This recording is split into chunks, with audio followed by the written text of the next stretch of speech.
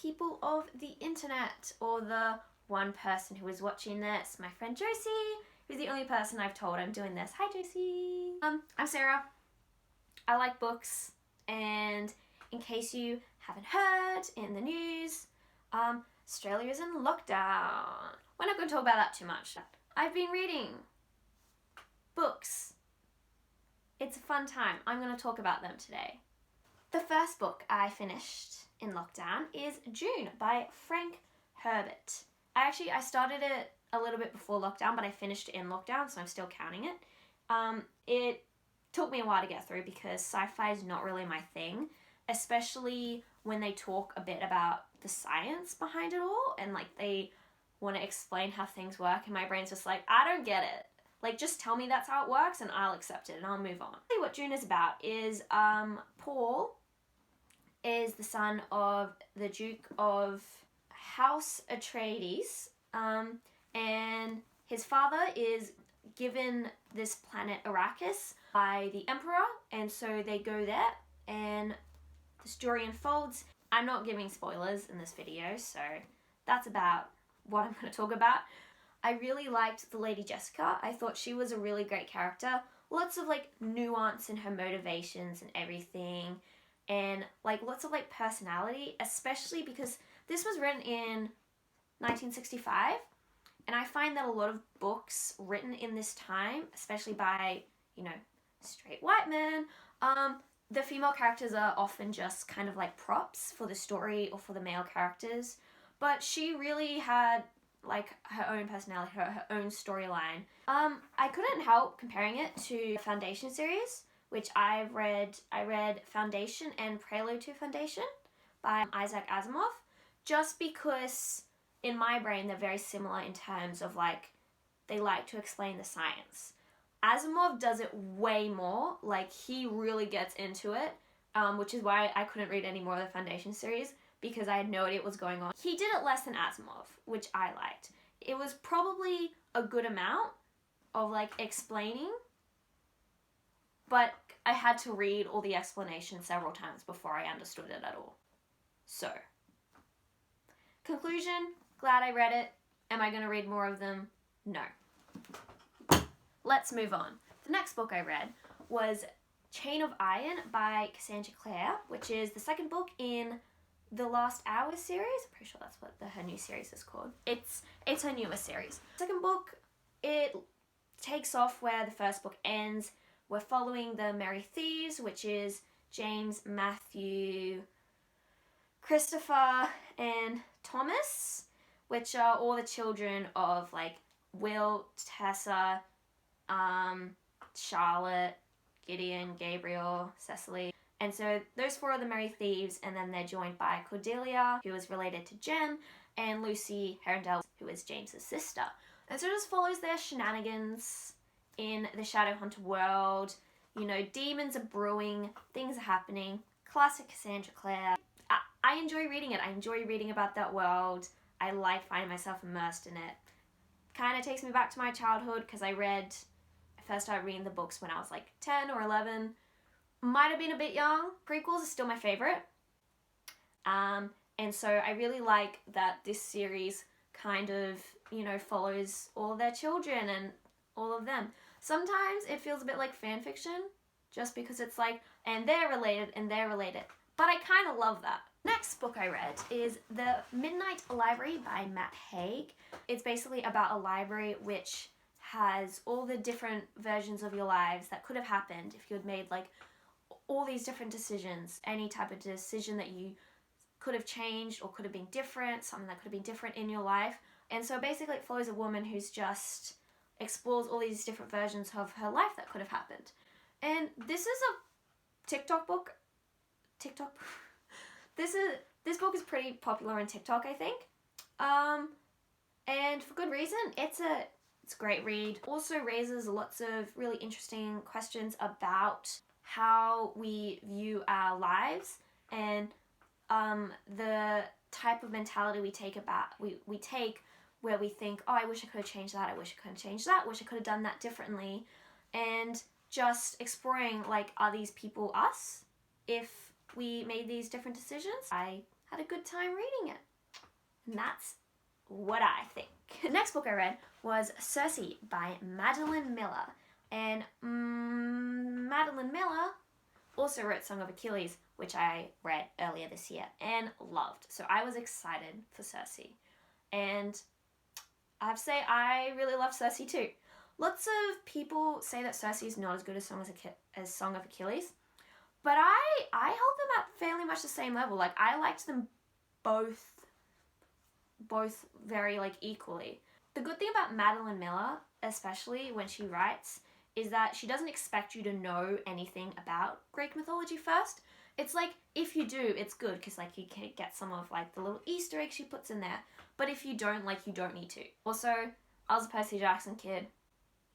I read a lot that all the Percy Jackson kids are now Madeline Miller stans.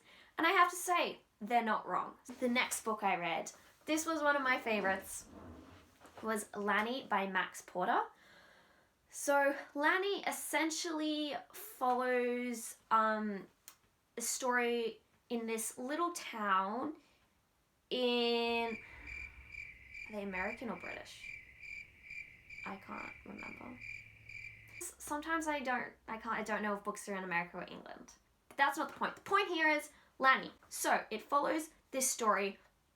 There's this, like, I don't know how to explain it without spoiling it. I'm gonna look at a synopsis. They are. It's in London. There's a village 60 miles outside London. It's no different from many other villages in England. One pub, one church, red brick cottages, council cottages, and a few bigger houses dotted about. Voices rise up, as they might do anywhere, speaking of loving and needing and working and dying and walking the dogs. This village belongs to the people who live in it, and to the people who lived in it hundreds of years ago. It belongs to England's mysterious past and its confounding present, but it also belongs to dead Papa Toothwood. Porter really makes you feel like you're in that village. It's quite short, but every single sentence you can tell was, like, curated to just produce that narrative, and, like, every character is, like, so thoughtfully written, and it was really good. I really enjoyed it. It was so good. It was one of my favorite lockdown reads. It was amazing. And the next book I read was Rule of Wolves by Leigh Bardugo, and this was the second book in the King of Scars duology, which takes some of the characters from the Greater trilogy and Six of Crows and basically tells a new story with them. This series kind of sits between Greater trilogy and Six of Crows. Like, Six of Crows, amazing. Greater trilogy, did not like. This, I liked it. I read it. I liked it. I had a good time. Is it as good as Six of Crows? My favorite? No. But I wasn't really expecting it to be that good. Actually, no, I kind of was. I wasn't that disappointed in it. I really liked Zoya and Nikolai, so I really liked getting to read their story, and I thought it was really good. Not so sure about what she did with Nina in this book. I think Nina's story in the first book, in King of Scars, I really liked reading about it. Not so much in this one. Feel like there could have been more in it. Yeah. But I would say if you like Leigh Bardugo's books, read the series. I thought it was a good time. I enjoyed it. If you are looking for something as good as Six of Crows, this is not it. If you haven't read Six of Crows, go read Six of Crows. That's what I think about it. I'm not going to talk about it too much because I feel like you can find anyone on the internet to talk about Leigh Bardugo's books, especially because the TV show just came out and everyone's watching it. Anyway, next book, The Mad Ship, which is book 2 of the Live Ship Traders, and it's by Robin Hobb. Yeah, I started this before lockdown, full disclosure, but I finished it during lockdown because it's 900 pages long. It's a big boy. So it took a while to get through. Basically about the Bingtown Traders, which are a town, and they have ships that are magic, and after 3 generations of the same family die on the ship, it comes to life. This is my favorite Robin Hobb book I've read so far. I liked it a lot more than the first one, and I'm liking this series a lot more than the other one I read. I don't remember what the series is called, but it's the Assassins one. And the thing I didn't like about that one is that I really didn't like Fitz, and the whole 3 books are told from Fitz's perspective. So of course I wasn't gonna like it. But I do think Robin Hobb is a great writer. So I gave these a go. I think all of her characters have such distinct character voices. She's really good at that. And so reading from all the perspectives, you can like see the change in them each time. And just such a complex plot. I'm loving it. So excited for the 3rd one. Not going to read it for a while though, because it's even bigger than this one. And this one is 900 pages. But the next book I read is Dry by Neal Shusterman. I think it was Neal and Jarrod Shusterman? I don't know. So this book follows a Californian drought. It's set in, there are really harsh water restrictions, droughts happening. Water is a really valued commodity. It's set in California when they get cut off basically. Like, it's called the tap out, where all their water supplies get cut off. And basically it tells the story of a family, a few different people that come together in search of water in their drought. So it's YA, so very YA feel. But I thought it was really good, and I found it really interesting how he dealt with a lot of the themes. Part of it where they talk a bit about how by the time it's publicized enough for people outside of the area to care, it's too late, and people, like, it's too late really for people to do much about it, which I thought was very interesting, especially in today's climate where I feel like that happens a lot. I did enjoy this. It's not like my favorite book I've ever read, like, but I did have a good time reading it. Made me think a bit, which I appreciate. And yeah, next book I finished was Great Expectations by Charles Dickens.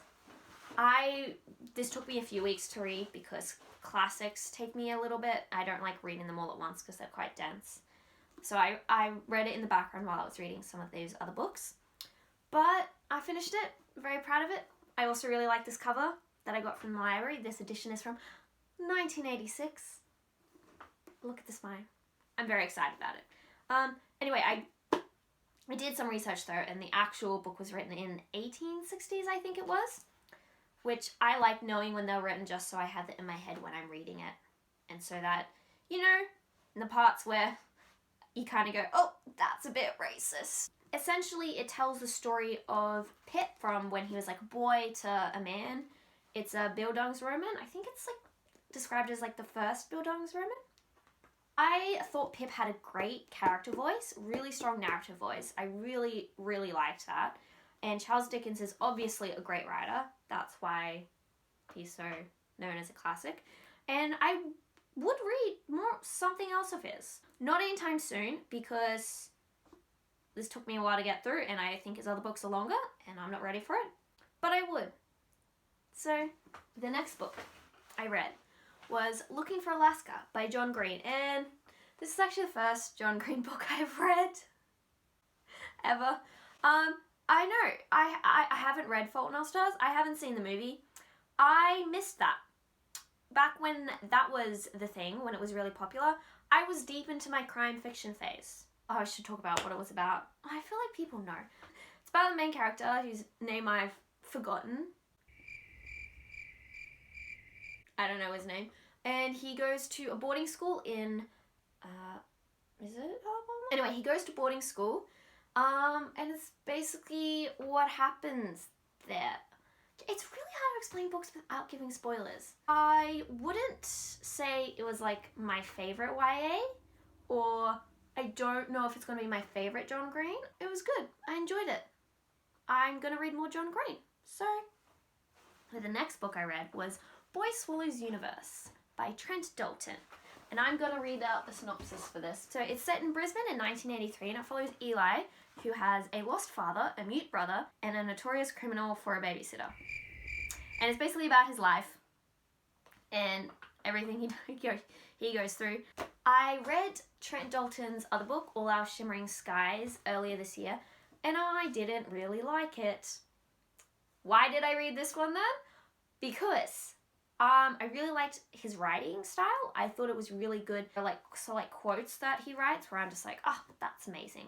I just wasn't really engaged in All Our Shimmering Skies. This one I enjoyed a lot more. I can definitely see why people say it's his best out of the two. So I would definitely recommend this one over the other one. It was a good book. I really liked it. I really liked a lot of the overall themes about like what it means to be a good man, or like a good person, or like how do you know if you're a good person or not. And Eli's a very interesting character to have the perspective of, and he is really, really fun to read. Like the way he like thinks about the world is very interesting, very engaging, and a lot of the characters are very much like, they're very nuanced. Like it's not like they're a good person, they're a bad person. They might not be what you would stereotypically think of as the good guy, but they show how they're a good person in their own right. The next book I read was We Were Liars by E. Lockhart. And I'm going to read the blurb because I'm really bad at talking about synopsises. Beautiful and distinguished family, a private island, a brilliant, damaged girl, a passionate political boy, a group of 4 friends, the Liars, whose friendship turns destructive, a revolution, an accident, a secret, lies upon lies, true love, the truth. This is a really popular book, so most people probably already know what it's about. Again, I feel like I missed so many of the popular YA books. Yeah, so I didn't read this when it was like first came out and it was like the thing. But I read it now. It was good. I liked the writing style. It was very fast paced, very exciting. Like you were very engaged in it. One thing I didn't like was that I guessed the plot twist like 100 pages in. I was like, I know. So I was just, from then I was just like waiting for it to be revealed. That's not a bad thing, but I feel like it would have been much more effective if I hadn't guessed that. But I had a good time reading it. Do I think it lives up to the hype? No. The final book, the one I just finished yesterday, was The Lair of Dreams by Libba Bray, which is the second book in the Diviner series. And I read the first one like quite a while ago, like earlier this year, and I've been putting off reading the second one for so long because I didn't really like the first one that much. Everyone says that the rest of the series gets so much better, so I was like, okay, I'll read the rest of the series, but I just kept putting it off. And oh my god, I really loved it. I really liked it. Synopsis about the story. It's set in the 1920s in New York, and it's about these group of diviners, which are, you know, people with special powers. There's a wave of supernatural beings or threats that are arriving in America during this time period, and it's basically them defeating it. Basically, they're using their powers to do cool things, but it's set in the 20s, so that's cool. I really love the historical setting, I'll just say. I really enjoy reading about it. Like New York in the 20s, it's a fun time to read about. And I also really like that she doesn't brush over the issues with it. We're in the 20s, jazz, it's cool. Also, people are racist, people are sexist. It's like not a good time. So I liked reading about that. I hope that continues throughout the rest of the series, which I'm really excited to read. I have them here. They're both here. I'm very excited. Or should I talk about the books I'm reading right now? I'm currently making my way through Wuthering Heights, and I'm also just started Turtles All the Way Down by John Green. Those are the books I've read in lockdown so far. Probably gonna read a lot more because it's probably gonna be in lockdown for a bit longer. So maybe I'll make more videos like this. I had a fun time filming it. Don't know if I'm going to have a fun time editing it, but we'll see. Thanks for watching. Bye! If you know me in real life, and you're watching this, no, you're not. You don't know me. I just look like someone you know. You don't know me. At all.